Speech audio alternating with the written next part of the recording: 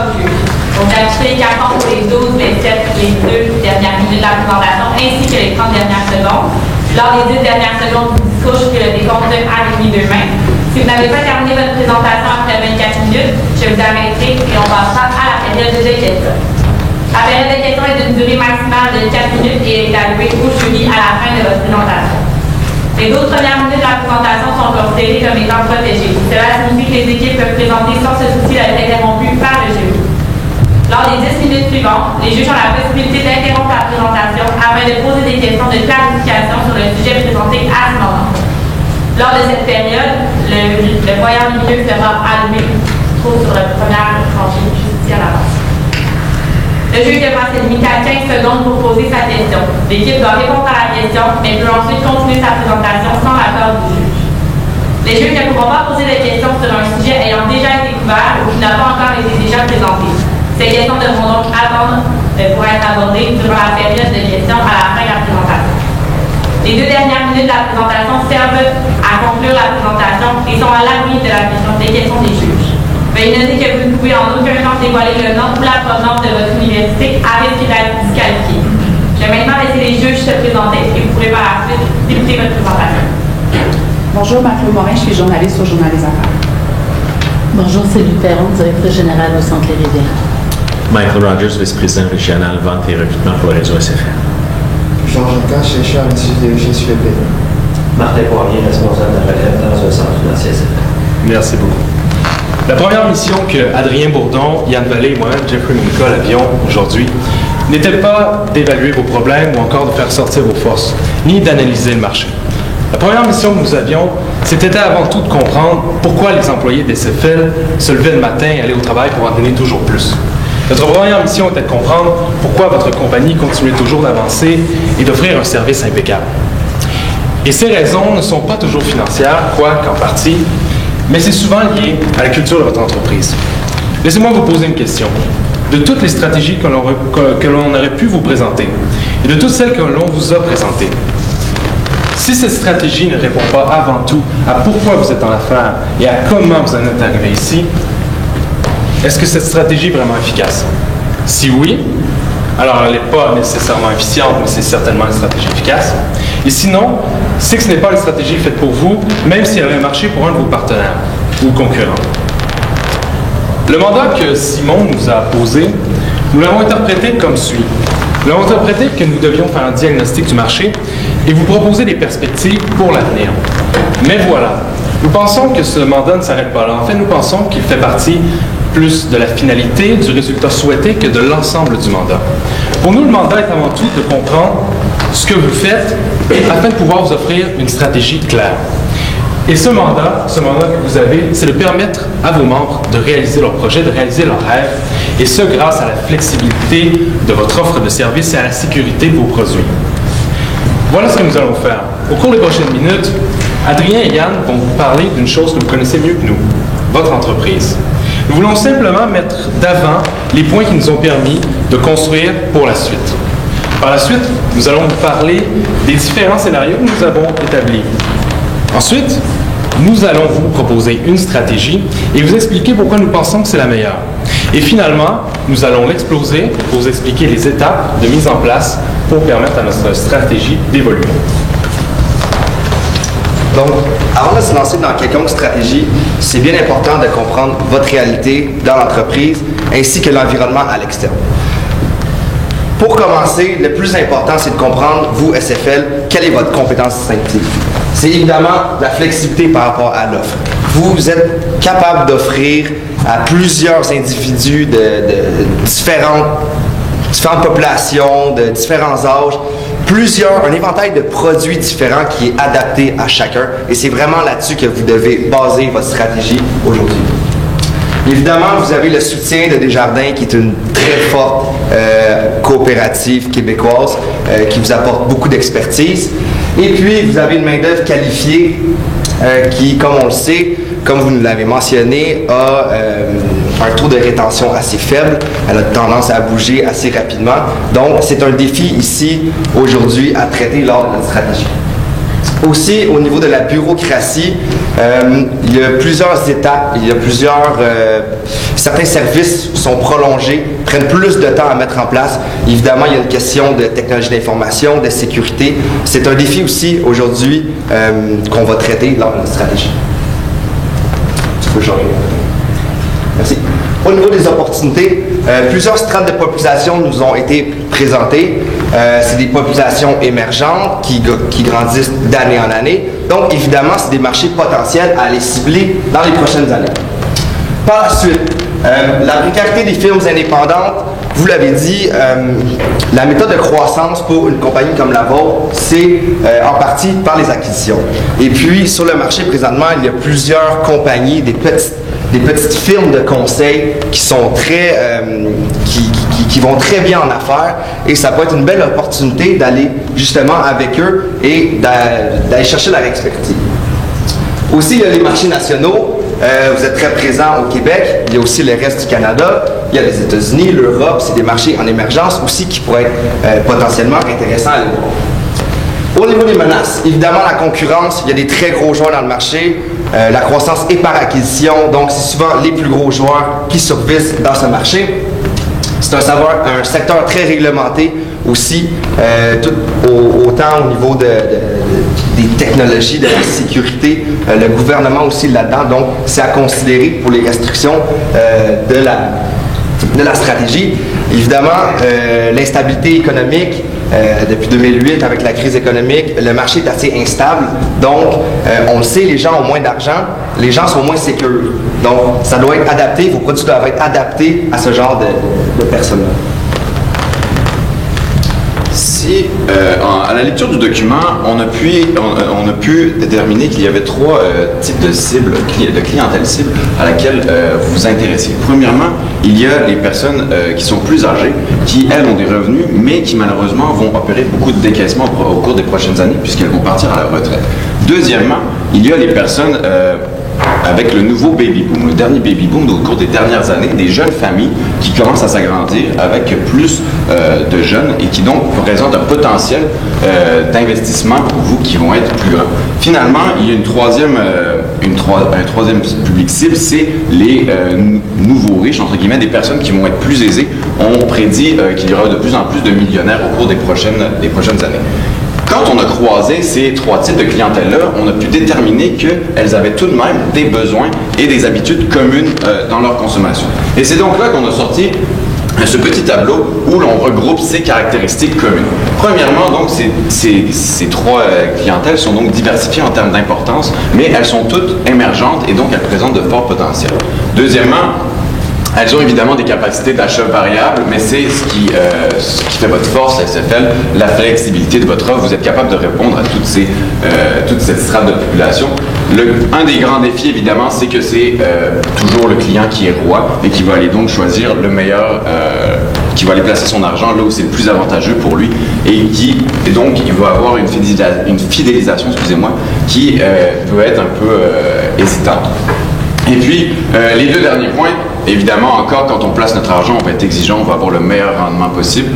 C'est le cas, donc, encore une fois, pour les trois types de clientèle. Et puis, les besoins sont variables. Évidemment, les jeunes familles n'ont pas forcément besoin d'investir leur argent au même moment que les personnes qui sont plus aisées. Donc, ce que l'on veut dire, c'est que la flexibilité de votre offre est capable de répondre à pas à tous les besoins, mais capable de répondre à la majorité de ces besoins. Et donc, aujourd'hui, on ne va pas vous proposer d'aller faire un nouveau produit, de faire quelque chose de totalement différent. Et donc, c'est ça qui est important de retenir. Donc, par la suite, le tableau que vous voyez juste ici, c'est simplement les données que vous nous avez données dans la documentation. On les trouvait très intéressantes à des fins d'analyse pour comparer vraiment où se positionne Desjardins, où se positionne SFL, autant sur le marché québécois que hors du Québec sur le marché canadien. On voit que Desjardins est très fort en ce qui a trait aux primes totales, assurance santé, assurance vie et maladie au Québec. Vous êtes les premiers, vous êtes les leaders. Quand on regarde à l'extérieur du Québec, eh bien, on voit qu'il y a beaucoup de concurrents et vous avez des parts de marché assez faibles. Donc, évidemment, c'est un marché que vraiment SFL n'est pas vraiment. Et puis, Desjardins est très présent au Québec. Donc, c'est des marchés un peu inconnus pour vous. mais qui offre un potentiel de croissance très intéressant. Et c'est ce qu'on va regarder justement quand on regarde, encore une fois, l'information que vous avez donnée au niveau de la démographie de la population. Ce qu'il faut comprendre, c'est qu'un marché en croissance, on parle aussi des revenus en croissance, il y a plus de gens qui travaillent, etc. Donc, il y a vraiment des potentiels à aller chercher dans les marchés en croissance. Ici, on voit l'Ontario et la Colombie-Britannique sont des marchés qui croient énormément. Et puis, on peut voir aussi, on peut constater aussi qu'il y a une baisse au niveau du Québec. Donc, c'est vraiment pour comprendre que il n'y a pas juste le Québec présentement, il y a d'autres marchés en croissance, il y a d'autres parts de marché à aller chercher. Au sein de notre diagnostic, on vous a présenté plusieurs opportunités. Et ce qu'on a fait ici, c'est qu'on les a regroupées dans un tableau sous forme de scénario. On va les voir un par un. Pour ce qui est des marchés émergents, et donc de vendre la franchise SFL ailleurs dans le monde, d'ailleurs dans les pays du BRIC, où la population est en constante croissance et où le PIB est d'ailleurs aussi en constante croissance, on s'est dit que ça pourrait être une avenue intéressante. Le problème, c'est que ces pays ont souvent des régimes politiques ou des lois qui favorisent pas nécessairement notre stratégie. Et donc, on voulait éliminer cette alternative. Pour ce qui est de l'adaptation de l'offre de service, on a cru comprendre dans la documentation qu'il existait 3 cibles très distinctes. Les jeunes, les gens un petit peu plus aisés et les gens un peu plus vieux. Alors on s'est dit qu'on pourrait se servir de ça et de pousser des offres de services beaucoup plus adaptées pour ces catégories de personnes-là. Et en ce sens, diviser d'une certaine façon les produits et la force de vente SFL. Mais ce qu'on s'est rendu compte, c'est que malgré le potentiel qu'il existait quant à la relation avec le client et la possibilité de le fidéliser et d'augmenter notre taux de rétention, il y avait un grand risque parce que ça pouvait aussi faire l'inverse et notamment détruire l'image qu'on avait des SFL, détruire la puissance et la notoriété qu'on avait grâce à Desjardins. Et voilà pourquoi on a aussi éliminé cette alternative. La dernière alternative à laquelle on a pensé, c'est une alternative que vous avez déjà employée, c'est celle de l'acquisition. Et donc, on a pensé ici qu'il serait intéressant d'acheter des plus petits joueurs et de créer des synergies avec ceux-ci. On vous a montré un tableau précédemment où il y avait des parts des marchés pour des produits spécifiques où SFL performait un peu moins bien que dans d'autres marchés.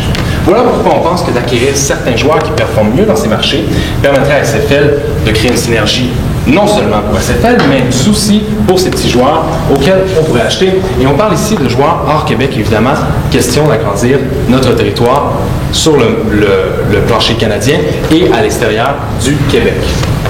Alors, notre recommandation en soi, ce n'est pas seulement de faire une acquisition, mais bel et bien une série d'acquisitions de petites entreprises spécifiques, stratégiques, qui évoluent bien dans les domaines dans lesquels SFL est un petit peu moins présente au niveau des parts de marché, et de servir de ces petites entreprises pour créer un effet de levier, un effet de synergie, et finalement arriver à notre objectif final.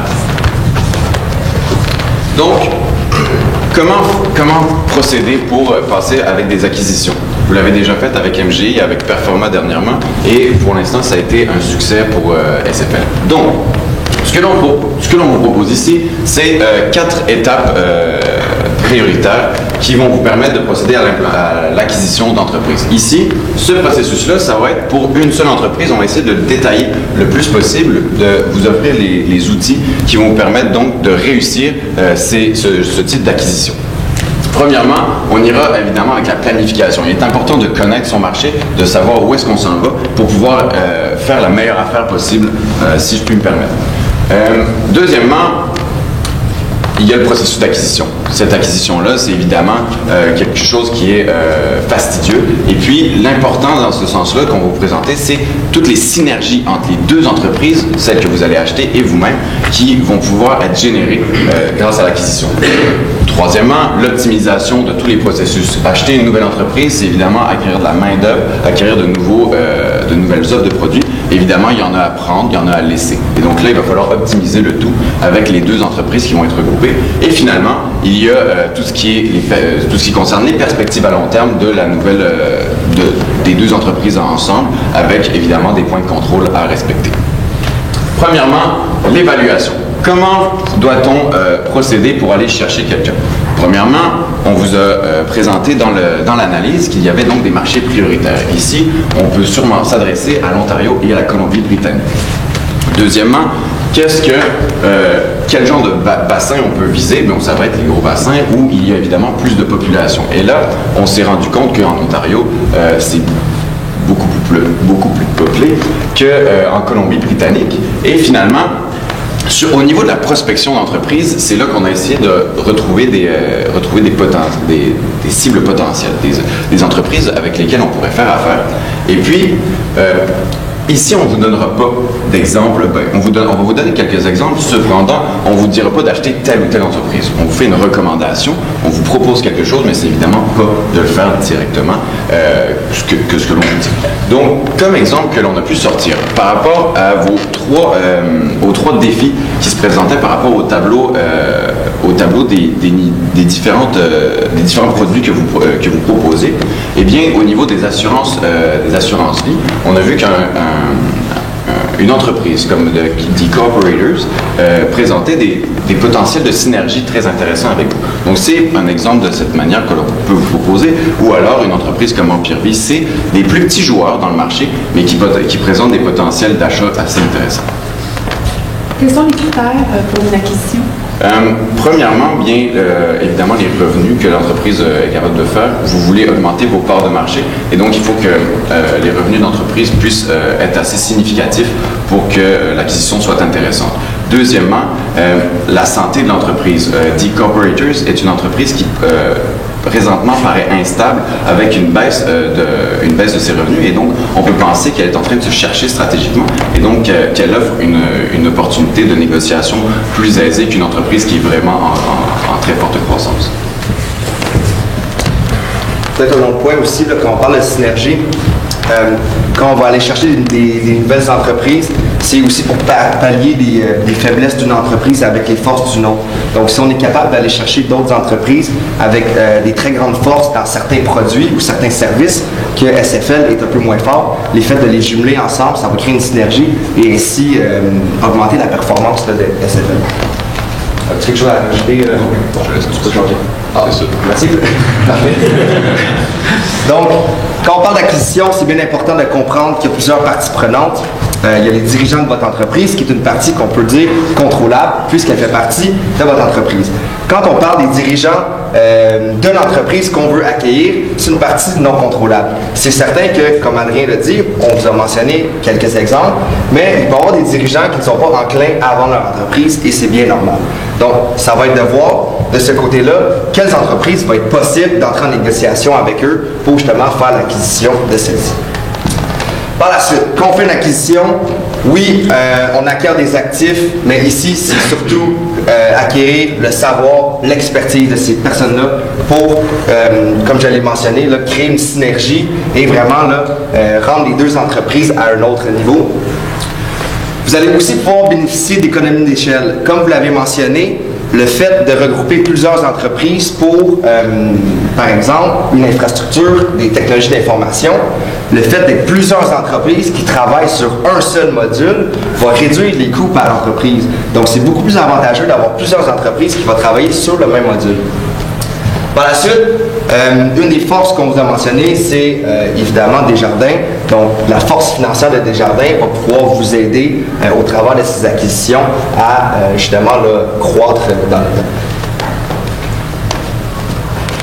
On sait que par le passé, la relation avec SFL et les technologies n'a pas toujours été nécessairement facile, que ce soit au niveau des conseillers financiers ou au niveau de la relation du département marketing avec la prolifération de votre message sur le web. Et donc, ce qu'on a amené ici, c'est 3 points qu'on pense importants qui pourraient être optimisés et qui pourraient être grandement bénéfiques pour SFL. Le premier, élimination de la bureaucratie, c'est un point majeur dans lequel la documentation était très précise. La bureaucratie est quelque chose de lourd chez vous. Et on n'ira pas vous dire ici que vous devez engager CGI, on n'ira pas vous dire que vous devez aller vers le cloud. Mais ce qu'on peut vous dire par contre, ce qu'on est certain, c'est que vous devez faire des changements, vous devez simplifier vos logiciels, vous devez simplifier votre bureaucratie pour laisser la disponibilité à vos conseillers de passer moins de temps sur l'ordinateur et plus de temps avec leurs clients. Le deuxième point est un peu plus marketing, c'est au niveau de la communication sur le web.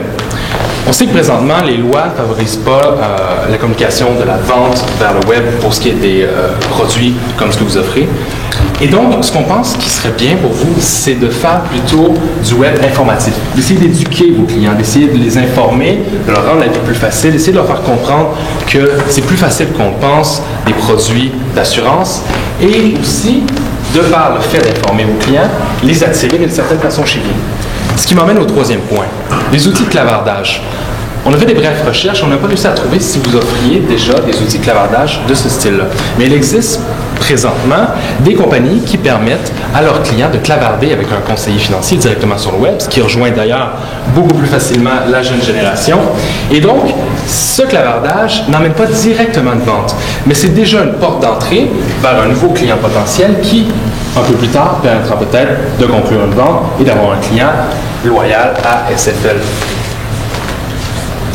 Si on continue l'optimisation, on va passer au niveau des ressources humaines.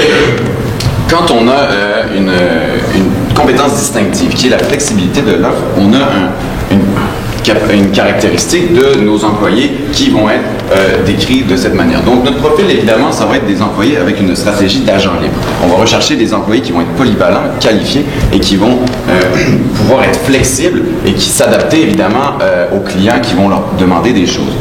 Ensuite, cette capacité d'adaptation va devoir rentrer dans le facteur que ces gens-là sont autant forts en marketing qu'en finance. Ces gens-là, on les retrouve souvent dans l'entrepreneuriat, dans les plus petites PME. Et si maintenant on passe au niveau du recrutement, je viens d'en parler, les PME, mais on a aussi de nouvelles plateformes qui peuvent servir. Vous avez déjà une implantation qui est croissante au niveau de LinkedIn. Les nouveaux médias sociaux sont une perspective intéressante pour pouvoir recruter de nouveaux employés. Les deux points importants, c'est premièrement qu'il y a des conseillers en sécurité financière qui sont sur le point de partir, qui sont des conseillers, si on peut s'exprimer ainsi, seniors, et qui vont devoir laisser des portefeuilles de clients quand même importants. Ici, c'est l'opportunité qu'on peut présenter à ces nouveaux employés, c'est de pouvoir récupérer ces portefeuilles de clients. Et là, on parle beaucoup de la nouvelle génération. Certains de vos concurrents recrutent énormément dans les universités. La nouvelle génération, génération Y, génération C, ont besoin de modèles, cherchent beaucoup de modèles, beaucoup de citations que l'on recherche. On l'a vu évidemment avec dernièrement la mort de Steve Jobs. Et quoi de mieux que rentrer dans une entreprise et d'avoir un mentor pour pouvoir être accompagné, pour pouvoir grandir et puis pour pouvoir se faire donc accompagner et donc acquérir de l'expérience plus rapidement grâce à des personnes qui sont qualifiées grâce à beaucoup d'expérience. Donc c'est là la force que l'on vous propose d'avoir, c'est vos seniors, de les utiliser pour pouvoir recréer une nouvelle génération d'employés qui vont être capables d'être performants plus sur du long terme. Évidemment, il y a des salaires qui vont être associés à ça, une formation, c'est important d'en avoir pour ces mentors. Cependant, sachez que c'était plus un investissement, puisque si vous dépensez bien votre argent en formation, vous n'aurez pas besoin de le réinvestir dans tout ce qui est séparation des employés et puis de recherche au niveau du recrutement par la suite. Donc, la dernière étape à notre stratégie, c'est de prendre un pas à l'arrière, de regarder en fait les perspectives qui s'offrent à vous à l'avenir, mais aussi de savoir comment ça s'est passé cette acquisition et est-ce qu'on fait du rendement par rapport à ça. Donc, vous l'avez mentionné, les marchés bougent beaucoup, l'économie bouge beaucoup. C'est vraiment important de faire des études de marché constantes pour savoir où s'en vont les besoins des consommateurs parce que vous êtes innovants, vous devez être les leaders, donc vous devez être proactifs et être les premiers pour justement aller chercher ces nouveaux besoins. Donc on parle justement d'études de marché, connaître les nouveaux besoins des consommateurs, les nouvelles technologies en matière de technologie d'information et évidemment faire un évaluement du rendement par rapport aux acquisitions que vous avez faites. Quand on passe au budget maintenant, on a mis ça, on a brisé ça en 4 étapes, qui sont les étapes de notre stratégie. Donc, pour l'évaluation, on compte environ un semestre. Ici, en passant, c'est vraiment pour une acquisition d'une entreprise. Un semestre pour faire l'évaluation de votre entreprise, des marchés, etc., qui compte pour 5% du budget total. Par la suite, c'est l'acquisition de l'entreprise. On rentre dans la négociation. On compte 1 an pour ça, pour 70% du budget total. Par la suite, c'est l'optimisation et le contrôle qui est en continu. Donc, on l'a mis à partir du semestre 4, mais qui va être vraiment en continu pour les deux, un total de 25%. Au final, ce qu'on a compris, c'est qu'il existait présentement une opportunité très intéressante dans le marché. Et c'est de racheter des petites entreprises qui vont réussir à combler les parts de marché et les domaines où il y a des produits où SFL est un petit peu moins forte. Et grâce à ces petites entreprises, on va réussir à créer des synergies qui vont non seulement bénéficier à ces petites entreprises, mais aussi à SFL. Et on l'espère, qui vont permettre d'arriver à notre but final, c'est-à-dire de trouver des nouvelles perspectives pour l'avenir dans le domaine financier. Merci beaucoup. Si vous avez des questions, il me fera plaisir d'y répondre.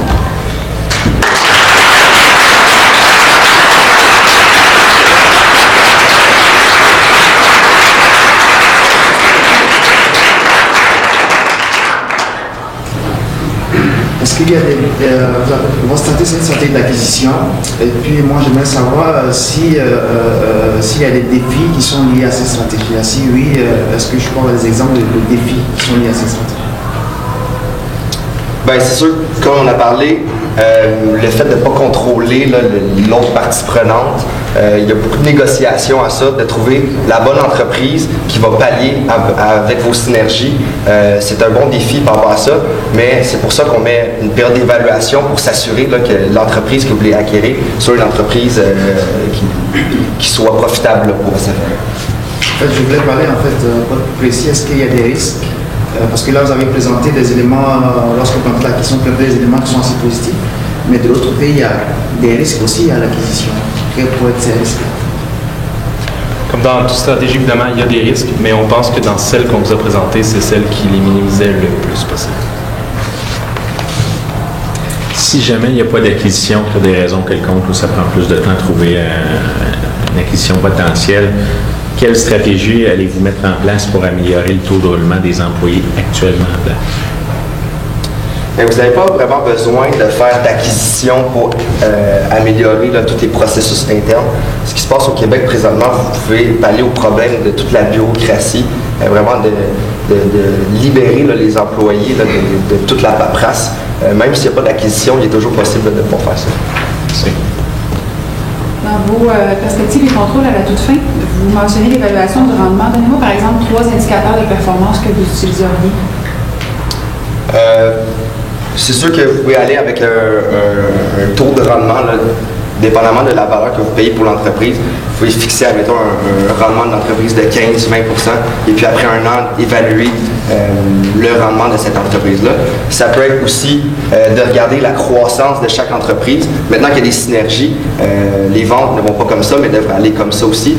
Ça peut être un autre indicateur. Par la suite, ça pourrait voir aussi au niveau des coûts des technologies d'information, si on a réussi à réduire les coûts en palliant justement plusieurs entreprises, puis en réduisant les coûts par entreprise, ça peut être des exemples.